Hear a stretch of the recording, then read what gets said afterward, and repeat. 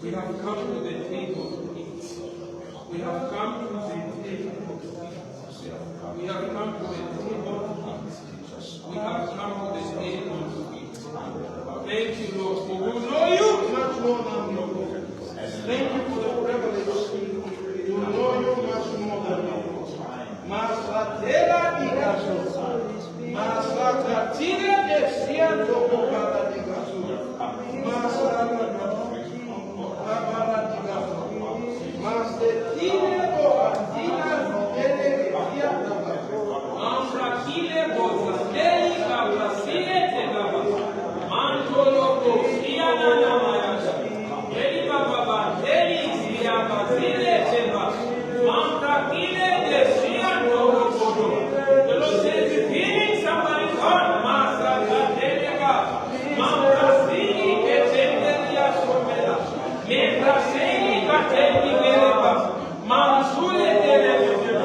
The Lord says He's healing somebody's heart.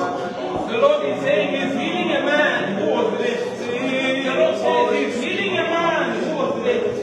The Lord says He's healing a man who was left by another man from the time they were young. And He said, because of that, the man just lived a life. That man lived a life of fear. The man is scared.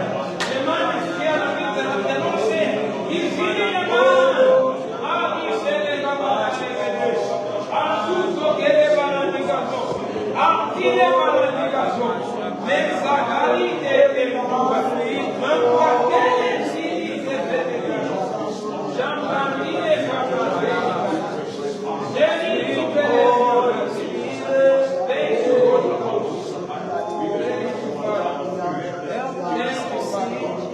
For the greatness of the power, thank you for the greatness of the power.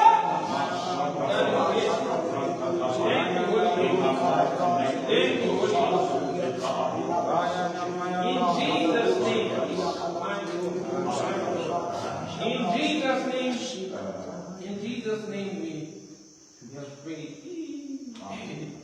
This can turn into something else. We can start doing some other things. Oh my God, the anointing. Jesus. Hey, from the time we started the love exegesis, I've never felt the anointing strongly like this one. I don't know. Over the meeting, I feel a strong anointing. Yes. I feel a very strong anointing. Let's sit down. Let's sit down. Let's sit down. My God.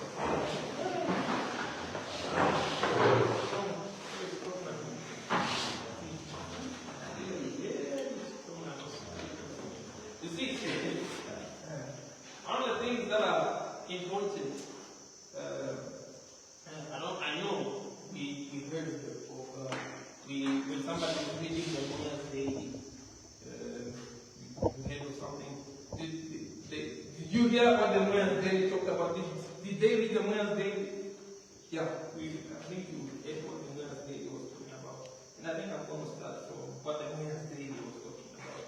That you see, relationships are the core factor of how life began. That's why if a man or a woman is going to manifest in who God has called them to be, they need to gain mastery in relationships. Relationships are very important. Why are they important? Because relationships, it actually comes from two words. It comes from relate and sheep. So they talk about how you relate with the sheep. Because in Greek or in other cultures, a person is likened to a ship that is carrying cargo. I don't know if you know cargo. That is carrying things.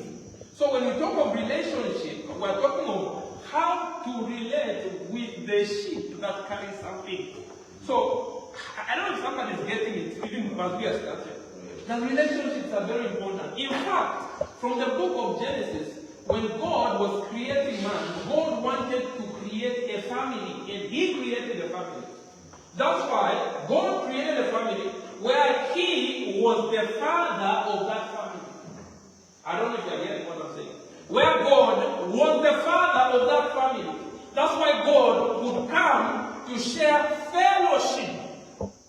Because God from times ancient immemorial, have always been interested in the family. That's why when the devil came to compromise the family. That's why even in a time like this, there are a lot of struggles around families. Are you getting what I'm saying? That's why Jesus is the husband and the church is the wife, because it makes a family. Are you hearing what I'm saying?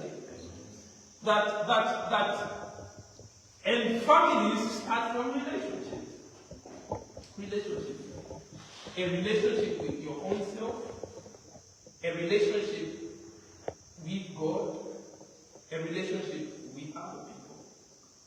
Because what money can buy, a relationship can buy. But there are certain things that a relationship can buy that money can't buy.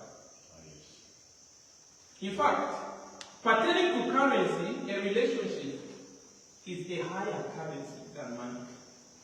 Because there are certain people who you can't bribe by money, because they like to have it. But there are certain people, because of the relationship, they can. So, relationships. So, we are talking about relationships. And the devil tries so much to attack relationships. Because he knows that, one, if he attacks your relationship with your own self, your relationship with other people, there is little. Because if God is going to help a man, he's going to use the relationship. Yes.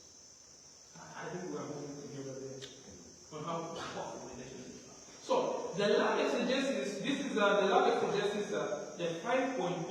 So today, we're going to be looking at some things that we call the relationship insights. And some of these things, we are going to cover people that are not in a relationship, people that are in a relationship, because if there is something that is important in life, is that you can never overload for a journey that is ahead. I hope somebody gets it. That you need knowledge. That even when you have knowledge, there are still things. He said a relationship, or even that leads to marriage, or marriage itself, is like which rice? I don't know, it's mongo rice. But regardless of how you eat a stone somewhere. That's how it is. You can't run away from the stone. But that doesn't mean that you can't try to remove the stone. Can't somebody get what I'm saying? That we are preparing. But regardless of what you prepare, you are going to chop stone somewhere. But when you eat the stone somewhere, you are enlightened in a certain way because you know something. Let me say something. Do you realize that the woman with the issue of blood, oh my God, the woman with the issue of blood suffered for 12 years for something that was sorted out by a touch. And how did the touch come? It came by a thought. Imagine suffering for 12 years for something whose solution is a touch. Suffering for 12 years for something whose solution was as easy as a touch. But how did she go and touch? She said to herself, it came to her mind. Why? Because when we come to the lab exegesis, it is a place that we come to where we just don't impact your spirit, but we impact your mind. Are you getting what I'm saying? That there are certain things that are supposed to work 12 years, but you cut them through a place of knowledge. The woman with the issue of blood, if the thought came before, we approach the woman, and that is powerful. But that would have happened even before she became close. Don't be like the woman with the issue of blood. After you go through this distance, no. What if she started from the thought? She said, you know what?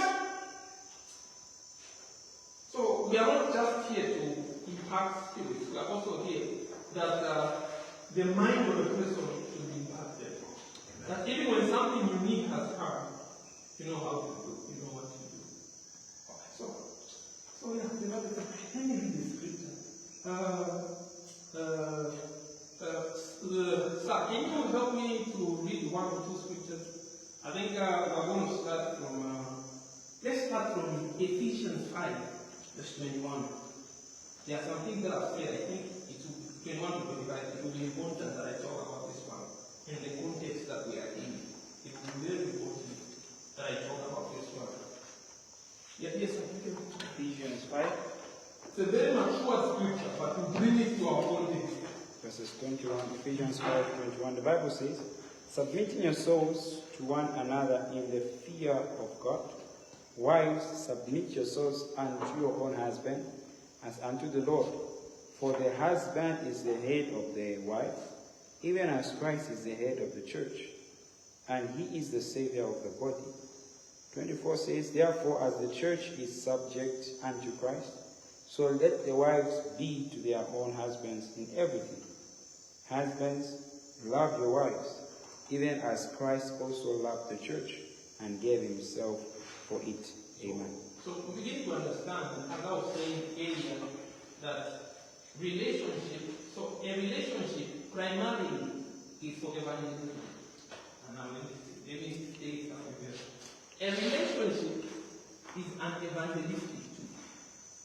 Because a relationship, when you realize that a relationship, it says, it speaks to the women on how they should submit, and as powerful as that one sounds, he speaks to the men on how they should love, and they don't just love anyhow, but as Christ.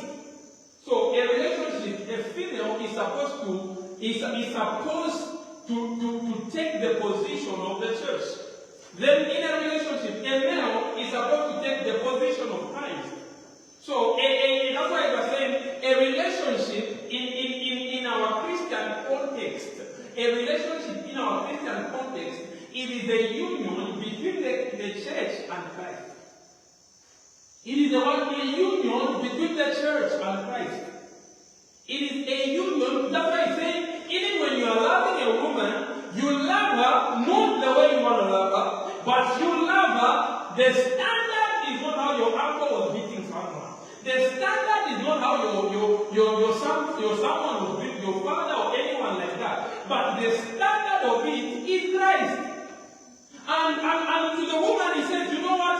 The standard of it is that you do it like as the church does it to Christ. That's the standard. Are you hearing what I'm saying? That's the standard. The standard is not known. There is a set standard that has been set. That this one does it like this, and the other one does it like that. So, and from in Amos 3, I'll be moving. I will start it now. In Amos 3, starting from 3, the Bible says something. It says, two cannot walk together unless they agree.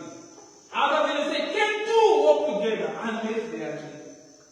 So a relationship is about another person trying to walk together. That's a relationship. It's about two people agreeing. And this agreeing is something that we can sit on for eternity. Agreement. Because this thing is about agreement. It's about agreement. It's not about forcing anyone. It's about agreement. It says, can two walk together unless they agree? Now, today we'll be looking at things that have been titled relationship insights. So we'll look at people before entering a relationship and people that have entered into a relationship. And how we're looking at them is we're trying to build an understanding that the end goal of a Christian relationship is that people get married. So primarily, a person that is not ready to get married, that doesn't have marriage in the picture, is not ready to be in a relationship. Because a relationship needs to have marriage in the view. It needs to have marriage in the view. It is not, I'm just trying to have, no. It has to have marriage in the view. So today we are looking at insight. So we're going to look at insight before you start a relationship. And we're going to look at insight when you are in a relationship. Because the truth of the matter is, it is either you are somewhere there. You are somewhere there. You are somewhere there. You're not in the air. You are somewhere there. So yeah, we're going to look like that. So one of the basic insights before any person enters a relationship And then, man, good sir, you're welcome. You can come and sit here. There's a chair in front. You can come to the chair here. So, the first thing before somebody even thinks about entering a relationship is that they need to heal or heal. You need to heal. You have to heal. I'm telling you, this is a very simple statement, but it's very heavy. Very heavy. You have to heal. You have to heal. That's why no person who is in a whole state jumps from relationship to relationship. No. Either somebody is addicted. There is an addiction called being addicted. So the first thing that a person needs to do in life, I know this thing sounds very simple. This thing sounds very simple, but you have to heal. You have to heal completely. You have to heal from what you saw your father doing to your mother. You have to heal if you had another relationship. You have to heal from what happened from the previous relationship. You have to heal. You have to heal. I'm telling you, you have to heal. Because if you don't heal, you don't, you see, let me go ahead of myself a bit. You see, in pertaining to relationship, why do you need to heal? You need to heal because you don't look at life the way it is, but you look at life the way you are. Are you hearing what I'm saying? That you don't look at life the way it is. You look at life the way you are. So if you don't heal, what is going to happen is this. Because for a person to find the right person, they need to become the right person. So the right person only exists when you become the right person. Because if you are the wrong person, even the right person is the wrong person because you are the wrong person. So there is no right person if you are the wrong person. The right person only exists when you are the right person. That's why you don't look for the right person. You become the right person. Because even if you meet the right person, if you don't become the right person, you compromise the right person. You pollute, I think let me use this word. You will pollute the right person. Yes, sir. And then they will become the wrong person. Yes, sir. You need to heal. You need to heal. You need to heal. There are people whose heart, and some people don't even know that they are hurt. So you find that when some people don't know that they are hurt, so when you step on them, how you know that you are hurt? Even how you know that you are dealing with somebody who is hurt? Something small happens, but they aggravate it. Because it is not you they are looking at. There is a wound that is already there. Are you getting what I'm saying? So you just stepped on it. What you have done is not even previous. What you have done is not even very bad. But somebody is no, they are hurt. It's a broken person. Even you know that you are hurt. When you can easily overreact over nothing, you are hurt. And a lot of people are hurt. And mostly, some people don't know that they are hurt until they enter something and they realize that they are hurt. And they realize that they are hurt. They realize, and when they realize, so if you don't heal, you bleed on people that bleed inside. If you don't heal, you bleed on people that bleed inside. You bleed. There is a man that also, because the first template in a relationship comes from when you grow up. Are you hearing what I'm saying? So if the template where you grew up from is wrong, you need to heal. I don't know somebody hearing what I'm saying. You need to heal because there is no two ways about it. If the template is wrong, even your wording is not okay. I know this one sounds I don't know somebody saying because it's very important that this thing happens. Because anything that happens, do you know that there is a person you need to become? And there is a person the person needs to become for you to do something that is going to be constructive. You see, Abraham and Sarai can't give birth to Isaac. It is going to take Abraham and Sarah to give birth to Isaac. I don't know what I'm saying. Abraham and Sarah, they don't give birth to Isaac. They can't. They will need to change and become Abraham and there is who you need to become. There is who you need to become. Because what? You'll be bleeding. So, relationship only work. Let me read something. Maybe write in the book. Relationships only work when people are ready to be in them, not just wanting to be in them.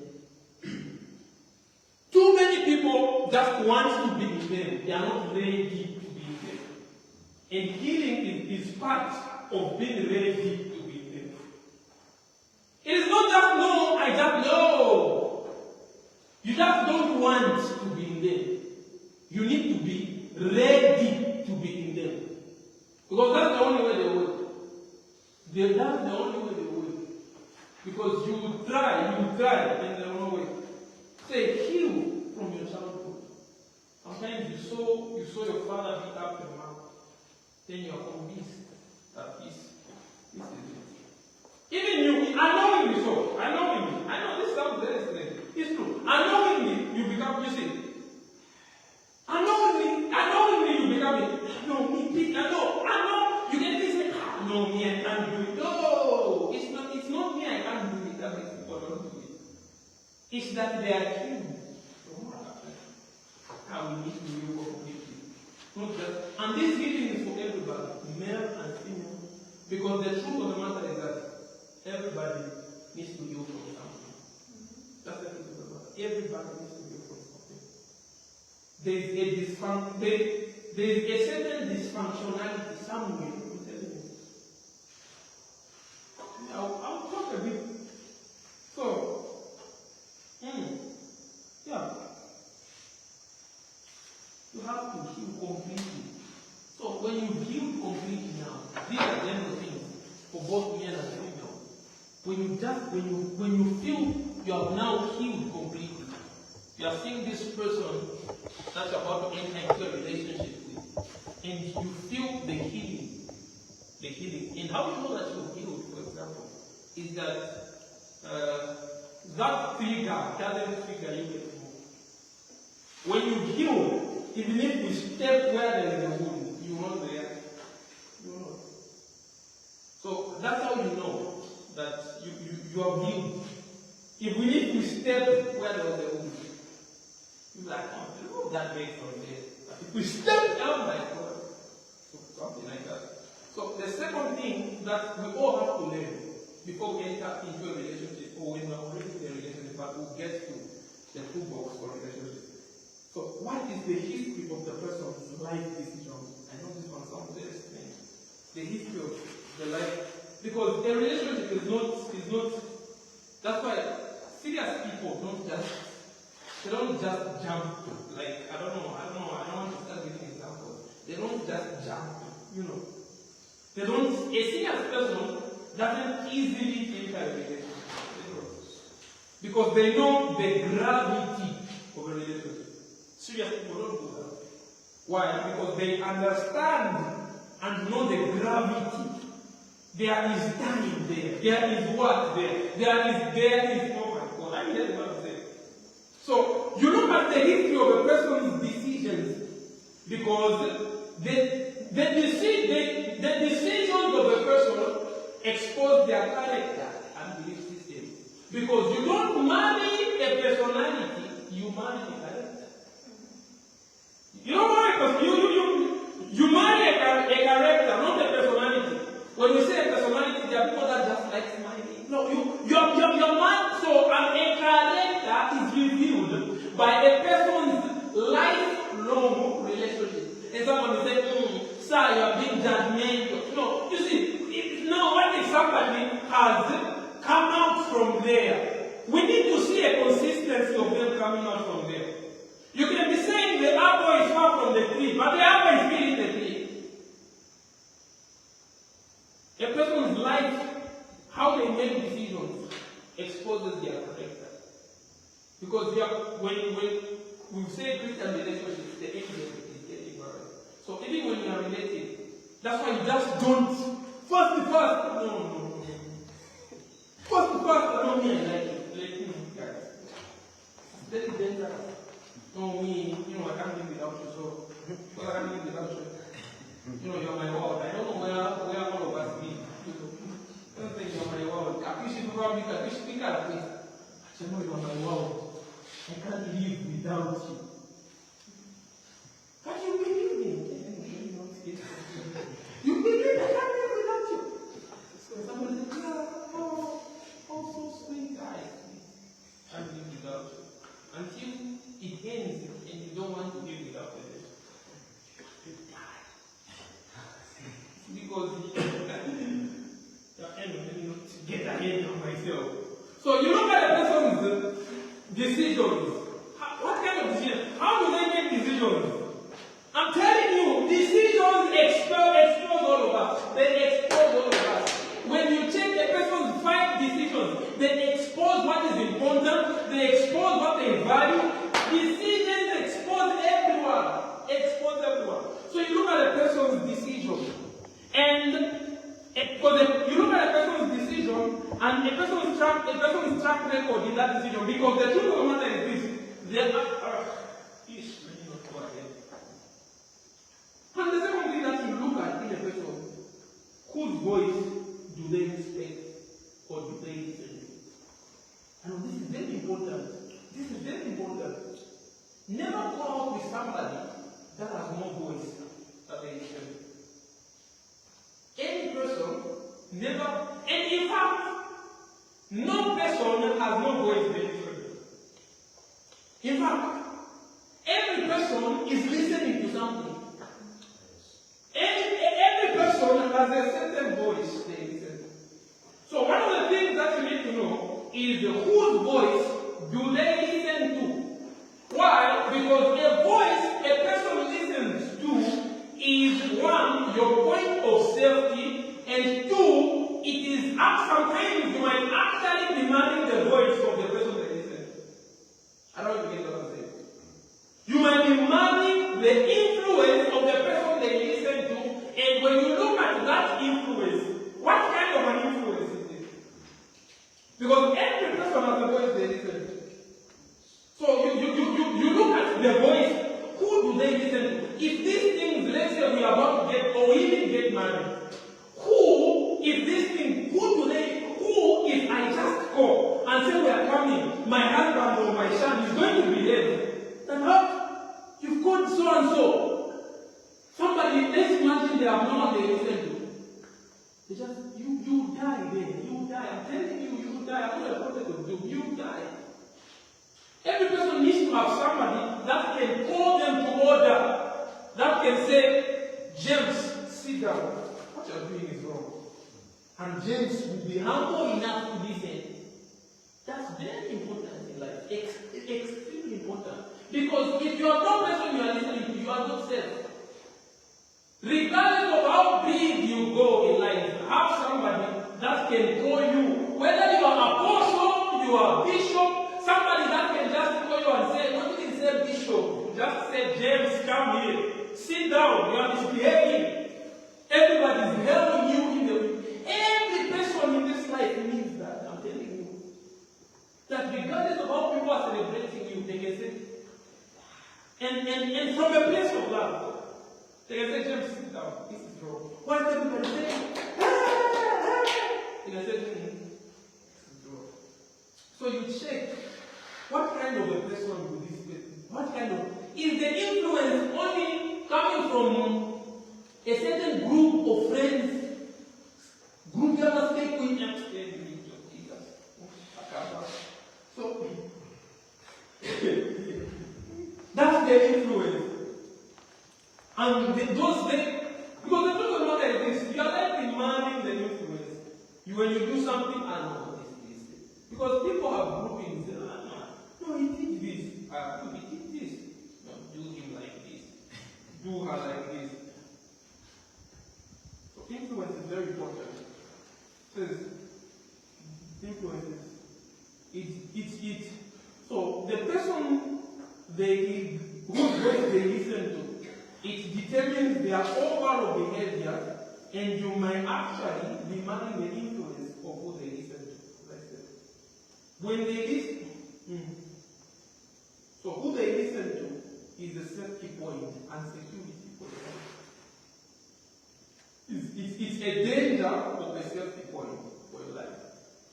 So and that when we're moving here, what are the things that they often do? Oh my God, it's very strange. What are the things? That's why a relationship is not a joke. It is not for people that know nothing about, that know nothing, that don't have anything to do. You know, just see, Airtel cannot be greeting me every day in the morning. Every day you are depleted. No, I need somebody. Therefore, for someone, and therefore for someone aside. So that every morning, good morning. So good morning. Like chicken meal. No, good morning. It cannot just be, you know, it cannot just be Airtel and MTN as the only people. I need when I wake up, like, good morning, boo. Okay. Good morning, boo. You are going to eat yourself for good morning, boo. Okay, interesting. So, what are the things they do often? What are the things they do often? We are all averages of what we do often. You see, it is very easy to know where you will be in life. Just look at what you often do. It is, as you never said, it is very easy to know who you will be in life. Just look at the things that you often do. Just look at the things that you just often do. What do you do often? They expose who you will be. Just you're not going to, it is not magic. When somebody does something, in as much as God helps them, but it comes from what they go. That's why when God wants to help a person, He begins to influence what they do. Because who you become is as a result of what you do. Who you become is as a result of what you do. So even God works with what you do. In fact, He will inspire you to do something.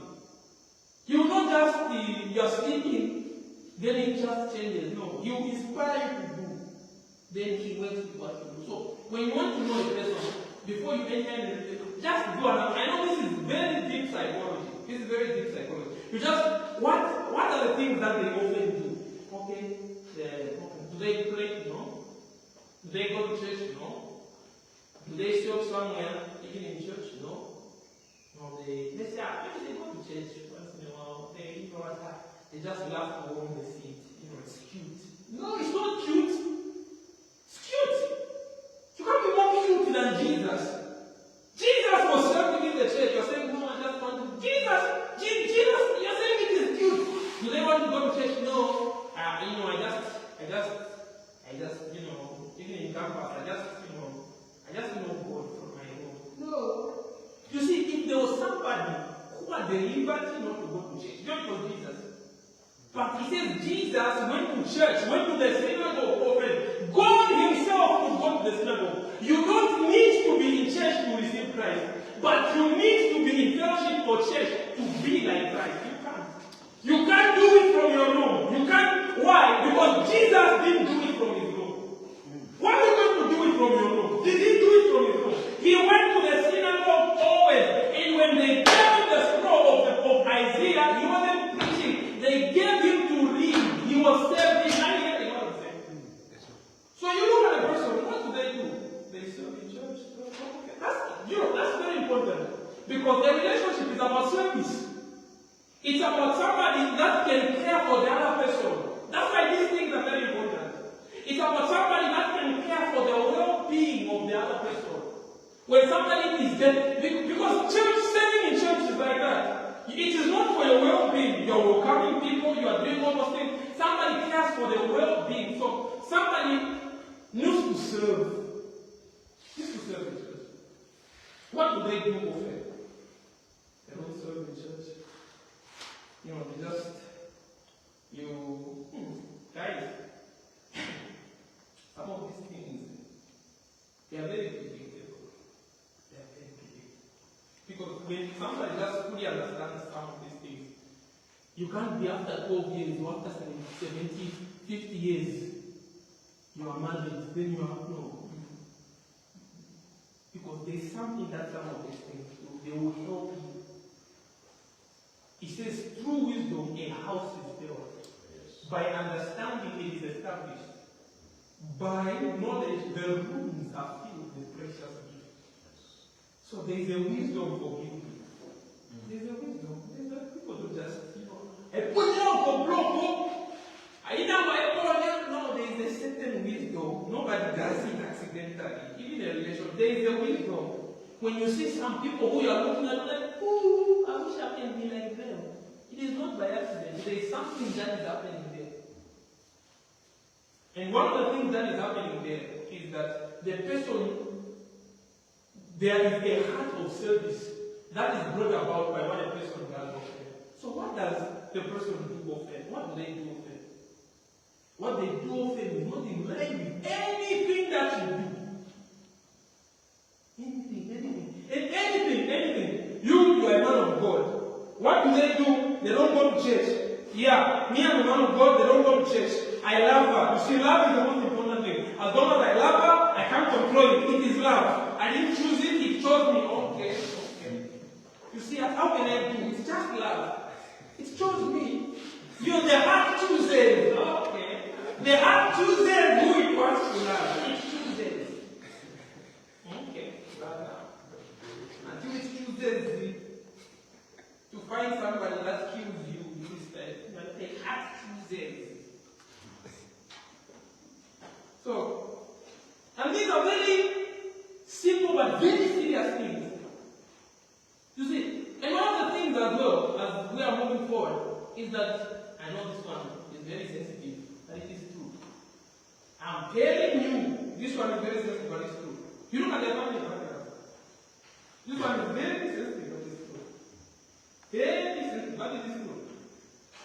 Nobody forced the apple, never forced too far from them. You can be saying, no, it was the family. You can find the apple has not even fallen from the tree. It's still in the tree. I don't know if you're getting what I'm saying.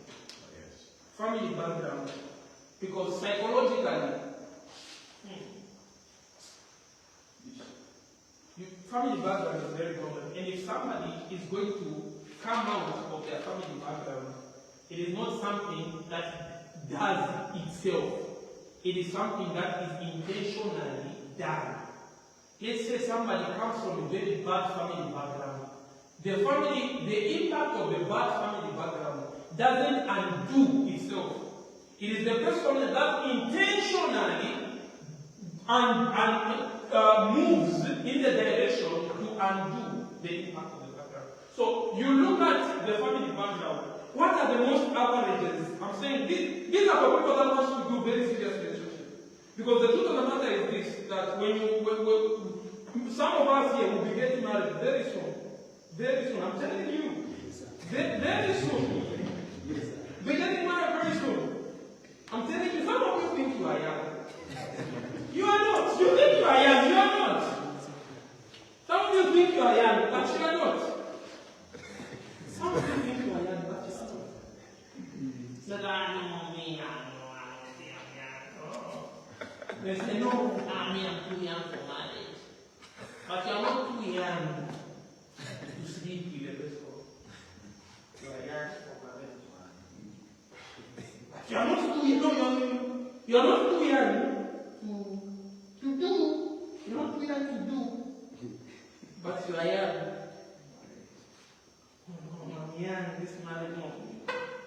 You are not young. You are very young. So the family background, so to establish that if something was wrong with the tree, we need to make sure that the apple has been pushed as far as it can be pushed from the tree. We need to establish that. Apple is still in the tree, I'm not an cheater, It's just what happened, you see. She didn't do it. It just happened. Yes, she didn't do it. But she needs to do something for the impact. So the other thing that you look at is compatibility. How compatible? I remember going up with somebody some years ago. My God, this is the worst thing that ever happened to my life. It's the worst thing that ever happened to my life. You know what's the worst thing that ever happened to my life? We are not compatible. We couldn't have any conversation. There was no emotional compatibility. There was nothing. Nothing. There is no person who will never be compatible like that one. We could never have a conversation. And I was asking myself, where in hell did I find myself in? Where in hell? There's nothing to do with heaven. Where in hell did I find? There was no zero compatibility. Because the truth of the matter is this, that this thing is bigger than just speaking in tongues. You will not be speaking, you think some of you know the man of God. So every morning you wake up, you say, thou art good morning.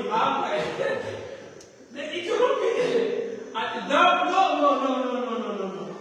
There will be certain times where it is a person. You see, how you know that you are growing in intimacy with the person and you are compatible. Their things don't force itself. Your communication doesn't force itself. Certain things don't force itself. Because there are certain things that strike in you, that strikes in them because you are compatible. Very important. Very important. Emotional intimacy.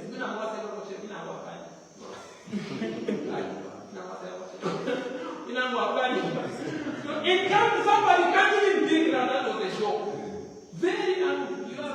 You are indifferent. I'm telling you, that is the worst thing ever. That is the worst thing that I ever did to myself. That person right now is doing very well in life, but I don't reflect. I don't. He's doing very well financially, very well. But I don't regret. So a friend called me the other day and said, well, that one you shine is doing very well. No. It means you have become the richest woman of the age. So even when you are a man of God, these aspects, people don't just quote scripture. Early in the morning they're just quoting a scripture. In the afternoon, thou me what read thou shalt see thou. Well, no. There are times where you pray, there are times where you not pray. You need to play. But it takes compatibility to play. It takes what? Compatibility. There is not anyone you can play with. Imagine that you are not compatible. You are sharing with somebody. And I don't even know. I don't know why I'm so much speaking about the one of God. You are with somebody. And somebody is even, in India, the ministry. This thing is not for me. Then that's your girlfriend. You're saying, no, I'm not a broker. Sir, you won't even check your house. So forget about the nation. And you're going to take the nation. I'm telling you, who you are with in the same circle defines the Lord. You see, a strong man can fight battles all their lives out of the house, but they can't fight a battle all their lives inside the house. There will come a time when you are just vulnerable. You need somebody who has the emotional maturity to say, you know what, this is what is happening. They celebrating it around the world. That comes from God, but I tell you. It is not everybody that speaks in tongues that we can go out with. So when we talk of compatibility, there is doctrinal compatibility. There are a lot of things there. It's not they are a Christian. They are a Christian now is a very dangerous thing because they don't know what to mean when they say they are a Christian. There are a lot of Christians. Very strange things. Very strange Christians. So you can't just say, no, they are a Christian. They are a Christian. So you need to, compatibility is very sensitive because you need to believe in, there are certain things that need to be compatible. That needs to be compatible. Doctrinal compatibility, they believe in your persuasion. Why? Because Mama for you as a man. Because a man sets the tone in a relationship. A woman sets the atmosphere. The man has set through the door in the relationship. Are you understand? A man sets the tone. A woman brings the atmosphere following the tone that was created. So that's why compatibility has to be there. Compatibility has to be there. It has to be there. Doctrinal compatibility, they believe in speaking in tongues, you believe in speaking tongues. They believe in raising children godly way, you believe in raising children godly way. They believe, and these are some of the things that we will be talking about in that relationship. Not about colors, are you serious? You're talking about colors. Color. No, you are still young. You are still young. You're talking about, because when serious issues meet you when you marry that person, you instead of asking serious questions, you are having sex instead of asking serious questions. And because you are having sex, and one thing, oh my God, I'm going here. And one thing that sex does is compromises the original view of the person. It compromises them. When you begin to sleep with someone, the way you look at them begins to change. That's why psychologically, mostly, it's very easy to break up with somebody you didn't sleep with. It might happen to some, but it's easier. Because I've always said this, that intimacy is not sex. Intimacy is bigger than sex. Intimacy is knowing a person from a deeper level. Intimacy is bigger than sex. So, everything just wants. And no person I know because I feel it, I need to do it. Oh, you feel it. We don't do everything that you feel. You think because we are men of God we are saints. No, we are not saints. But we have realized that, you know what? It's better, I was telling people, that it's better to have no relationship than to have no future. It's better to have no phone than to have no future. That's why Jesus was saying, you know what, if that's being captured, it's better. It's better. It is not even wrong if in this life you never get married. It's better. It's okay. It's not wrong. It's not a must. Jesus said it. I don't want to get to the scriptures. We talked about the Israelites. Even the Apostle Saul said, I wish you were home. You would go behind. So it is not that you are going to hell. No, you are not. He said you should not multiply. Guys, let's contextualize things. You should multiply. So if you didn't multiply, then they are going to throw you in some fire. Someone says, you know what? You didn't multiply, so there is a fire for you guys. Let's throw you in there. You are very unwise. So, compatibility. And one of the things as well as students, is that the person, there is something that they need to bring to it. There is something that there is a contribution that they should bring to what you're doing. This is very important. There is a contribution. This is different from asking a woman that what do you bring to the table. No. It shows your maturity. Because as a man, you can know what they bring to the table. It's not a question you ask. That, okay, what do you bring to the table? Then another person says, I am actually the table. I don't bring anything to the table. I am not very table. So a mature person will know that, you know what? Through these previous things that we talked about, they will know that, okay, what God has told me to do. And make no mistake about it. The person will not be perfect in those things, but there needs to be certain seeds. I don't know if you get what I'm saying. For example, if pertaining to ministry, the person doesn't need, for example, let's say you're a minister like me, the person doesn't need to be preaching like you. No. The person needs to have certain seeds that they can, but it's not a must. I don't know if you get what I'm saying. But they need to have certain seeds that can encompass you and what you do. Something like that. So, what they contribute to the table, but not asking a question like what, don't ask such a question. Just shows that you are not mature and you don't know what you're trying to do.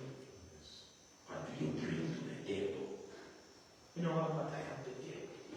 Come on, you can't bring to the table and somebody bring the table. No,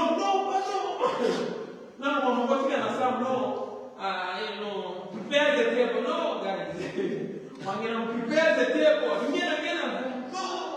No, guys. The person needs to bring some certain contributions that supplement what God has called you. Because the relationship is a partnership. That's why we say it is evangelism. At the end of it, everyone should be like Christ. At the end of it, it's evangelism. Because of you, a person should be shaped. So let me look at certain specific things that women need to put in mind before they enter a relationship or they're in a relationship. Then we look at specific things that men need to. Then we'll be done. Then we'll ask some questions. Then you can, Lady Violet, you can prepare the papers and start giving it to people.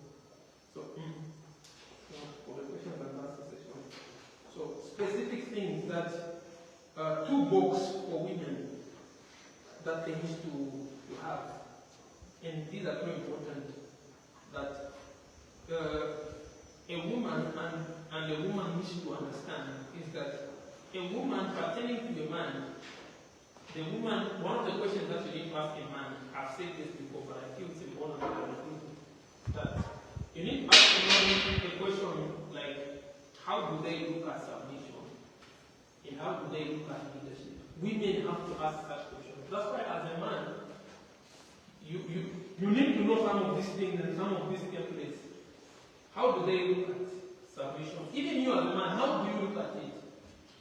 No, you look at it as slavery. It's actually slavery. No. So, and if you're a woman, it's important that you hear what I'm saying. When you're entering a serious relationship with a man, how they look at submission is important because it determines who you are dealing with, defines. And as a man, you need to ask a woman, how does she look at leadership? There are a lot of things that are entered here. Well, no, me, a man can't do anything. So, how a person looks at submission as a woman, you need to ask a man that. And sometimes, even as a man, you can ask a woman, so how do you look at that? Then, even as a man, you can't no, you can't tell me. No, they can't tell me. You know that ish. That's why people need to convince. You don't have to be having sex. It is not necessary. I'm telling you. Regardless of how your body is feeling, it will just compromise you. And I'm very serious about it. It will just compromise you. So, something like that.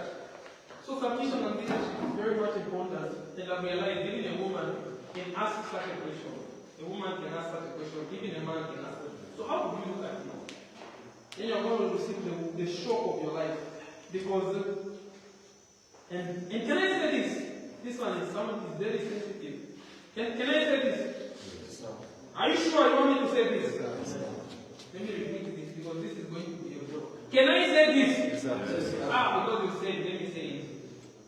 Never as a man, never go out ever with a woman that was just raised by a man or a woman alone. Have you heard what I said? But then it starts with a woman just. Do you know why? Because if there was no masculinity in her upbringing, she doesn't know who a man is. So she thinks a man is another woman. I don't know if you're getting what I'm saying. There are women because they are raised by a man just. They had no feminine. They don't have. Let's say their mother died. You understand? But there need to be a certain female figure that they were so much exposed to that it helped them to shape certain things. If you marry a woman that was raised by a man alone, you married another man. I'm telling you, you married another man that looks female. And if you marry a man, that was only raised by a woman, you married a woman. Sister Peter, Sister Justice. I'm telling you, there are men that are more women than women. You know what I'm saying? There are men that are more women than women themselves. They are more women. I'm telling you. This thing is true. It's true. There is a reason why God brought a certain balance. There is a reason. I'm telling you, there is a reason. abrogate God's design. God's design is that a person, that's why one of the reasons as well why you are not supposed to be having sex is because when you have a child, though it's not the biggest consequence, but it's a very big consequence. When you have a child and it is raised from not a balanced atmosphere, you are bringing injury to that child. I don't know if you are getting what I'm saying. Yes. So don't marry another, you are marrying another man. Oh my God. There is a certain balance. There is a certain balance. How this is like this. At least if their father was dead, even if their mother was dead, there needs to be somebody that stood in that gap. Because you'll be shocked. You're marrying brother Christian. Brother Christian. You cry with brother Christian or sister Peter. He's telling you to cry. Who is more women? You'll be shocked that look at how he's behaving. He's even deeper than a woman pertaining to cry.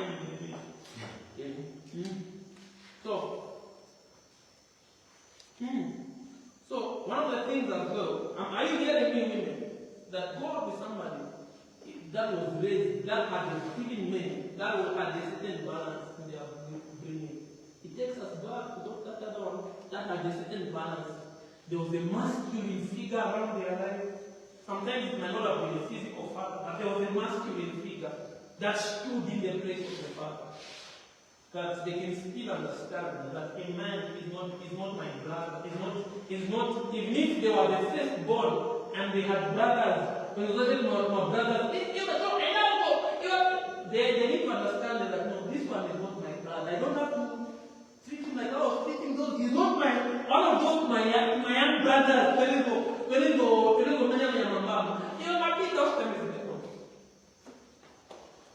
I think we're moving. Are we moving so far? Is it making sense? That's very important. Because some of these things are very predictable, I'm telling you. And oh my God, this is interesting. And because we're looking at two books for women, but I'm trying to put in certain things because of how they are certain things as well. A man needs to be, or a woman, one of the things that she needs to go for is be financially independent. If you're a woman like me, push for financial independence. I'm telling you, I have to do this. If all the men repeat after me, say, sister, make your own money. Sister, make your own money. I'm telling you, very important. Make your own money. I'm telling you, make your sister. And if you are privileged as a man to sit next to a sister, say, sister, make your own money. I'm telling you, this is very important. And for you as a woman, it's very important because why? It helps you to have self-esteem. Two, it increases how you be respected by the man. I'm telling you. It increases how you be respected by the man. If you have made your own money, there's a way men are going to respect you because you are financially independent. Even transport money you don't have. It's just simple transport money. Simple bank loan you don't have. You just need to sit there and not be in anything. You're not looking for help. In fact, I think the Bible says something the opposite. That you need help so that you can come and help. It's very interesting. You need help so that you can come and help. Says you are not like that. So you need financial independence. Financial independence. That even if somebody is telling you that this, you can say, you know what, this is not what God said. Because pertaining to submission in a relationship before people get married is different from submission in a relationship when people marry. Because why? The submission before a relationship, before getting married, is very limited. If the Bible says there are certain things you can say no. Somebody wants to sleep with you, you say no. Why? Because this is not how I do things. Me, I follow the Bible. We don't do it like this. I don't know if somebody is getting what I'm saying. And it's very important that you hear this thing. that don't go out with a man that will take you at that will take you to his house. Go out with a man that will take you to the Lord's house. If he loves you so much, he will take you to the front seat of the church, not to the back seat of his car. You guys get that one. It's not easy. It's not easy. It's not easy. Somebody that can take you out. Somebody say, you know what, I love you so much, I can't wait. No. You go with somebody that can take you to the house of God because they can't wait. Not because they have to take you to their house. Somebody that can take you to the front seat of the church. Not somebody that will even put you to the back seat of his car. Are you getting what I'm saying? Very important. Very important. Because every experience that you have has an influence of the experience that you have. So when you have a sexual relationship, there is no experience that has no impact on the future. I hope you know that. Any experience that you have has an influence on the future. Any. They are not innocent. Any. So when you begin to sleep with somebody, what it actually does is this. It affects how you are going to enjoy certain things pertaining to sex when you are married. Because why? You've exhausted. And you realize, sometimes one of the things that I've realized by studying, and because I'm also a therapist, is that you realize that a lot of people that there's a study that says a lot of people that waited to have sex stayed longer than people that did not wait.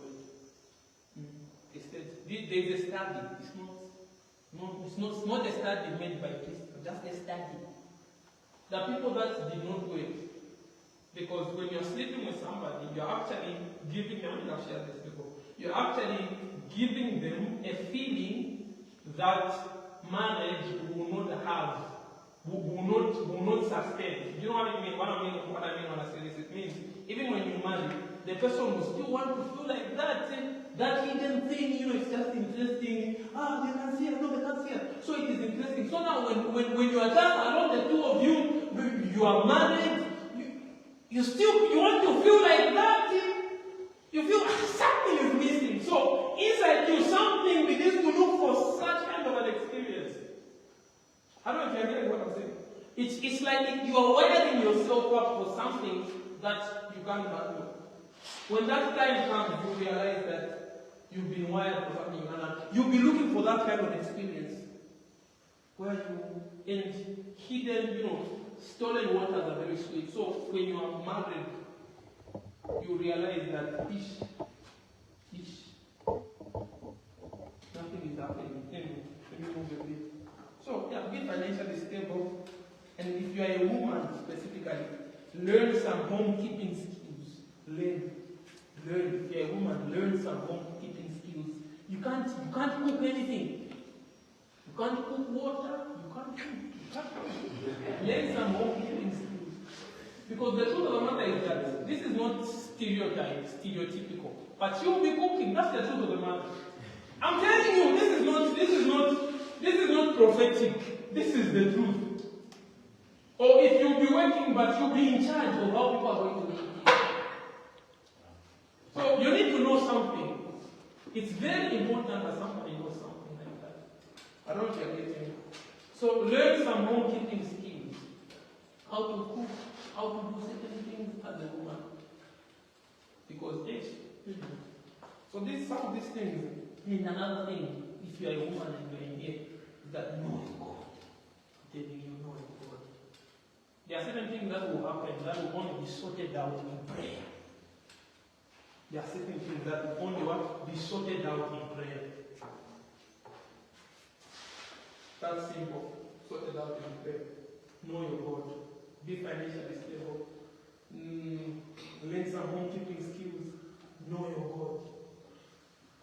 That sounds very simple, but it's very deep. Know your God. Anyway, let's do some toolbox for men. We're moving behind time. Let's do some toolbox for men. So one of the first two books for men is that some of these things they are jumbled. So it's not in their level of importance. But just know that they are jumbled. I hope you get what I'm saying. So like for men, one of the most important things is that you need to be financially stable. Or at least yes! You need to have some money. How do you think you are going to be doing? And there is a certain breed that we are trying to raise that is creeping in of certain men that are taking advantage of women financially. So you need to be financially.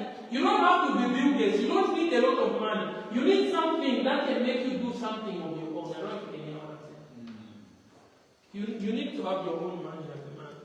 If you can't be zero and when you have no money, like you are zero, you have nothing that is big. No. Stop looking for any relationship. Just be looking for money. I'm telling you. Because come on, you are going to, because you won't just be going tomorrow there's a prayer marathon. You don't just be going to prayer marathon, one prayer marathon after the other.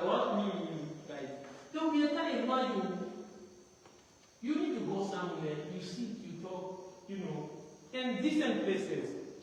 They require money. And you are a man, you are a provider, you're supposed to do, I'm not saying taking somebody's sole responsibility, but you're supposed to do some basic things. You go for a date, you pay for the date. You're not going to pay for that with the, just in my heart. No, there. The heart is not going to pay for it. You will pay for it. So you need to have some money. I'm telling you. You need to have some money. As a man, you have to have some money.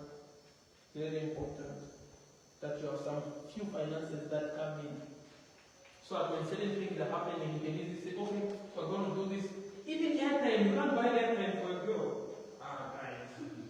Even simple airtime. No. If ladies say that it was their time. Ladies say, you need to have some money. You need to have some money. If you have a brother that you are sitting there, say, you need to have some money. You need to have some money. Even simple airtime. You can't just think. You need to have some money, guys. And sometimes it's not the relationship that you need. You just need to find some money. Now you're not looking for the right thing. You're looking for the wrong thing. Find some money somewhere there. Then you think of that. I'm trying to be as relaxed as possible because I don't want to give it a certain. I want it to be as flexible as possible. You need to have some. If you can get something, get that. You need to have some. So if you are broke, begin to think about your situation. Before you can think of that other thing. Because it will not work if there is no money. You think people will be paying me, let's say you get married. You think people will be paying bills by speaking in tongues. You just wake up and say, house rent paid. If something is going to happen, what is happening? What's going on? But I mean, anything is possible. But you can't live like that. No, I'm one of God. Everything I live by faith. Guys, at least have some money. Even if you are living by faith, have some faith.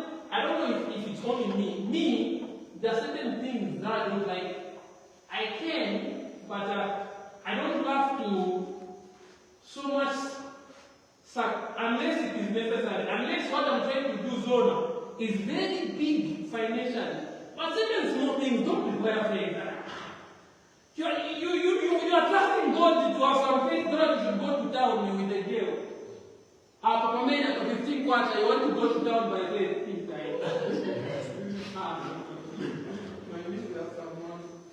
Not complicated like that. You're going to have some ice cream by faith.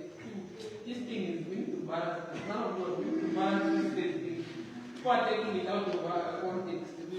No, I'm going to town. No, what? No, we're going. You begin to scam people now. emotional maturity. A man needs to have emotional maturity. So if you're a man, if emotionally you are not mature, you need some emotional maturity pertaining to relationship. Because one of the things that if a woman likes a man so much, one of the things that a man, now this is psychology, one of the things that a man will expose in that woman is the child in that woman. If a woman likes a man so much, one of the things that will expose is the child in that man. So there are certain things that, women just be women. Women will just be women. It will require you to be emotionally mature to know that, okay, this is like this. For example, so it will require emotional. A man needs a lot of emotional maturity. Okay? Because when you as a man, you marry someone, you'll be looking at that house. You need emotional maturity. Things that come in the house, you are the first one that is crying. You are the first one that is crying. Who died? A certain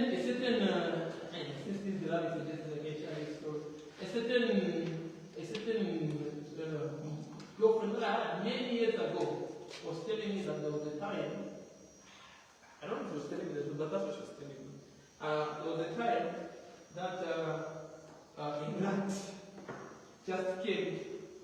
Her mother and father were in this place, and a rat just appeared. You know those things in Africa will just be Africa. It just appeared out of the blue. The rat fell off from the ceiling or something, and the father jumped. You know, the passion, the upper man. Would you come over from there? Are you hearing what I'm saying? You need to have emotional maturity as a man. Emotional maturity. Even when things go, you can still say that you know what, it's gonna be okay. Feels like everybody's scared. Not that you are not scared, but you understand the role that you play in that house, because every person in that house does what the father does in that house. If the father prays, everybody will pray. If the father likes study, everybody will study. So that's why we're saying a man sets the tone. So that tone, a person needs to have emotional maturity to understand certain things. They need to be mature. They need to mature to understand the dynamics of things that happen around the world. You need to be mature. You need to be mature. Something like that. Are we flowing so far? Oh, yes. You can't run away from that one. And as a woman, if you marry a man that old, that is very emotionally immature, you will cry in this life. You know why? Because one, you will feel abandoned. One, you will feel alone because it's not mature. So there are certain things that you need. There are certain, maybe there's something that I brought in my book where we say masculine men make women become comfortable in their feminine. But feminine men make force women to become masculine. Are you getting what I'm saying? So women want to be feminine. They want to just move to something. So you need some emotional maturity. Because a man is a foundation. A man is what? A foundation in any relationship. So a man is a foundation. If the man is deep, they're going to do something deep in that thing. A foundation of how the home is going to be. Because we are looking at homes here. We are looking at a lot of people here will be fathers. In fact, let me go ahead. Will be grandfathers. Grandfather, yes, as long as you be alive, there is a possibility that you will be like that. So I don't know if I get what I'm saying. So yeah, you need emotional maturity to handle such kind of things. So man is the foundation. And as I'm winding up now, I want to get to some toolbox. If you are in a relationship, or even if you are not, you can learn some toolbox. If you are already in one relationship, some things that you need to understand about how a relationship is. One of the things that you need to understand is that when you enter a relationship and you ultimately marry, you marry a stage you don't marry a state. Are you hearing what I'm saying? You marry a stage, you don't marry a state. What this means is this, that a person will evolve. You see, when you marry David as a shepherd boy, when he becomes king, they're not the same person. So one of the things that when you're in a relationship you need to understand is that you need to evolve with the person. Who you are now and who you will be in the next 7 years. Psychologically, they say people evolve about in 5 years, 7 years. There is a certain evolving that happens. So you realize that a person now, one of the things that happens is this, that one person has been evolving and another person has not been evolving. And another person, one says you have changed. Yes! You will be both changing. You will be evolving. Yeah, there is a core state. There are certain things that will be reserved. But there are certain things that will keep on evolving.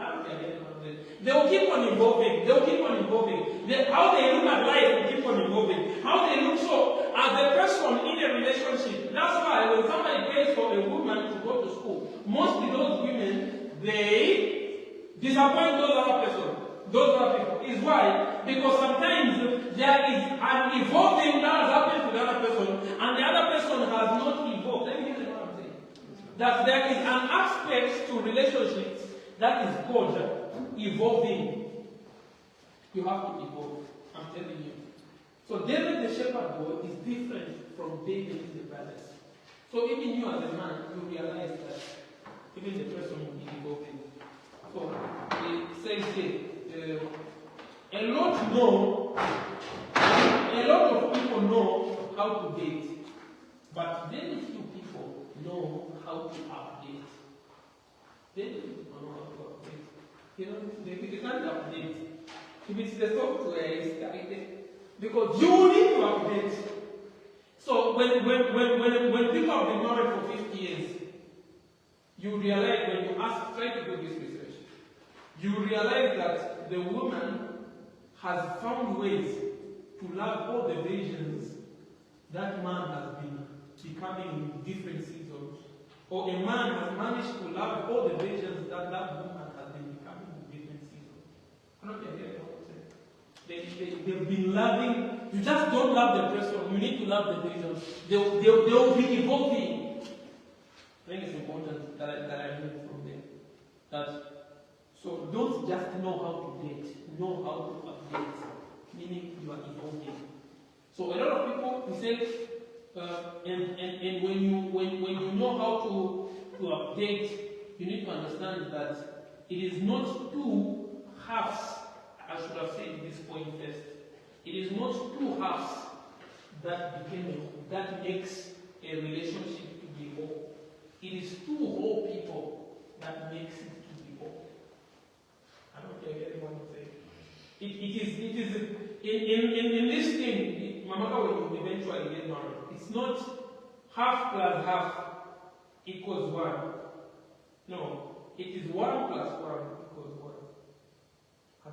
Anyway, that's another position. I don't care what I'm saying. So that's why that healing aspect is very important. So a relationship is work. It's work. People will need to work. And it's not just one person that needs to work. It is everybody that will need to work. Because the relationship is like an engine, it's like a motor. A motor, the way the motor is, there are certain things that happen. I don't know if you know those things that go like this. Then when a motor is moving, and they are from both sides. Imagine one thing is just doing like this. One thing, this thing will get tired because they need to be doing like this. I get what I'm saying. That's why I say another person has to be serving and another person has to be serving. Not one person is just receiving. You just want your birthday. No. A relationship is not just about you. It's about the both of you. It's important to understand that. That it's about the both of you. So it's important, even when we're talking about submission, that as a man, you can't ask for submission if the woman is not your mission. I was just trying to learn this to play with someone, but it's true. You can't ask for submission if the woman is not your mission. And as a woman, you can't ask for affection if the man is not your attention. I don't hear anyone say. Yes. You wish. I don't hear anyone say. You can't ask for submission if you are a man from a woman, if the woman is not your mission.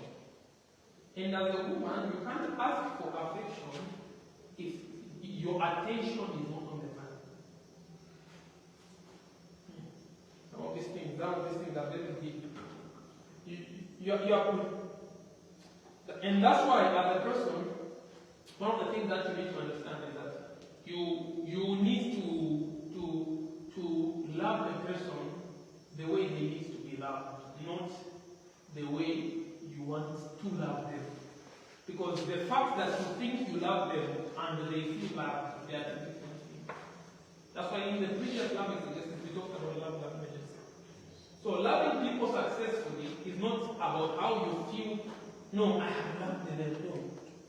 It's about having the mastery to understand how do they feel loved. There are 5 love languages. I know this I don't know, I've forgotten. There is the acts of gift, the words of affirmation, the acts of service, quality time. What's the 5th one?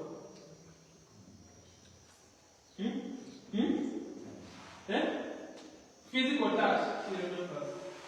So, physical touch, quality time, acts of gift.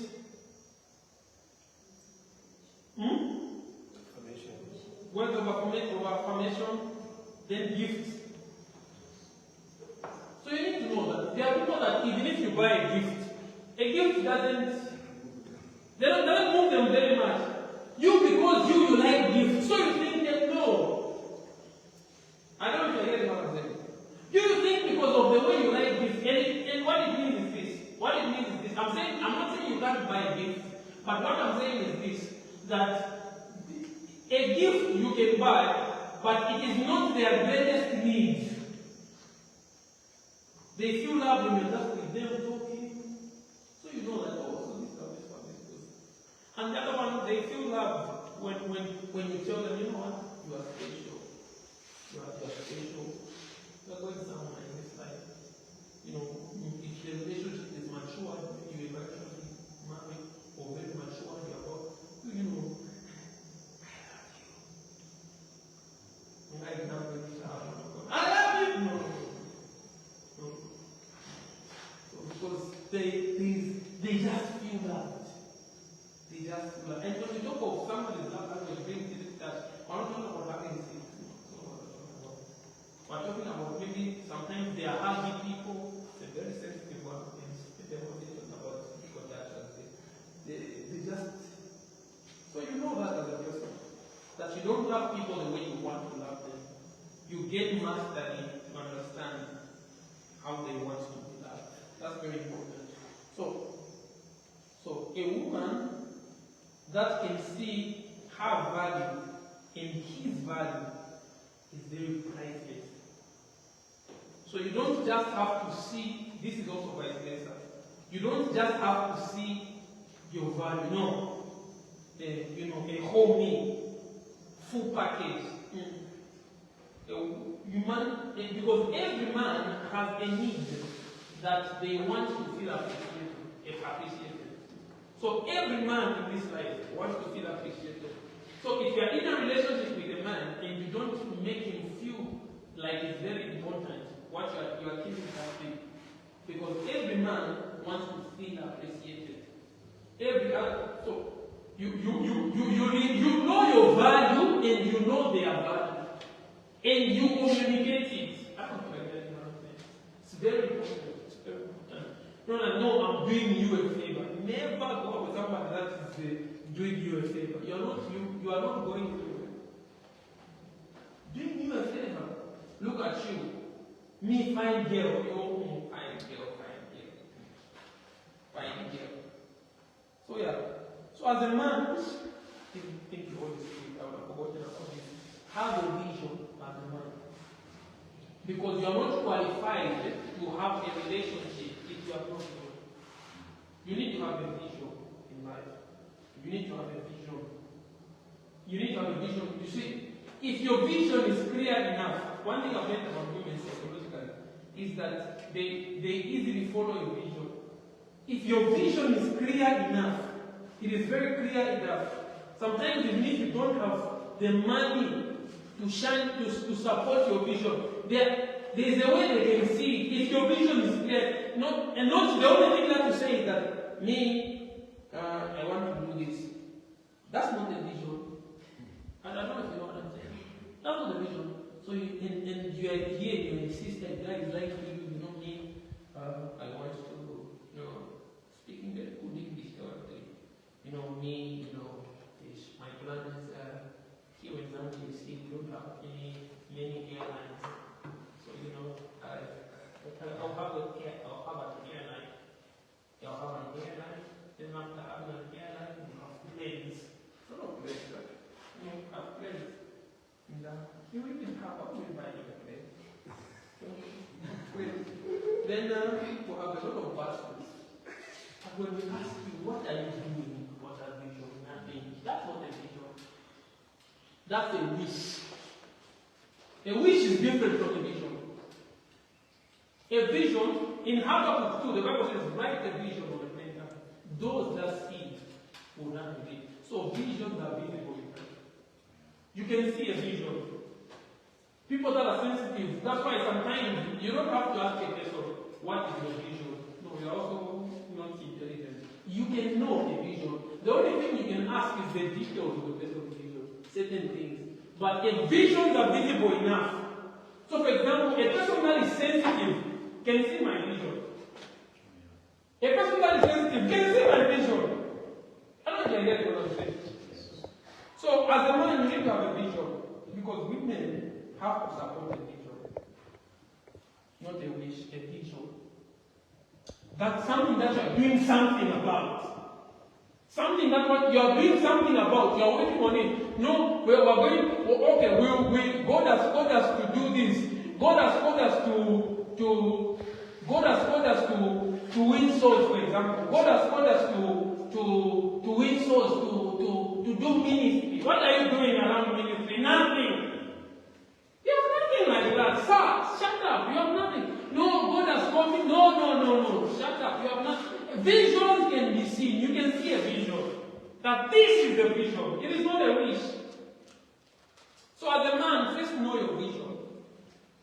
Because if you don't know your vision, you only know who needs to be in the vision when you know the vision. Because a woman doesn't come to be your world. She comes to be in your world. That's why you can't make her your world. No, she is my world. No, she's not your world.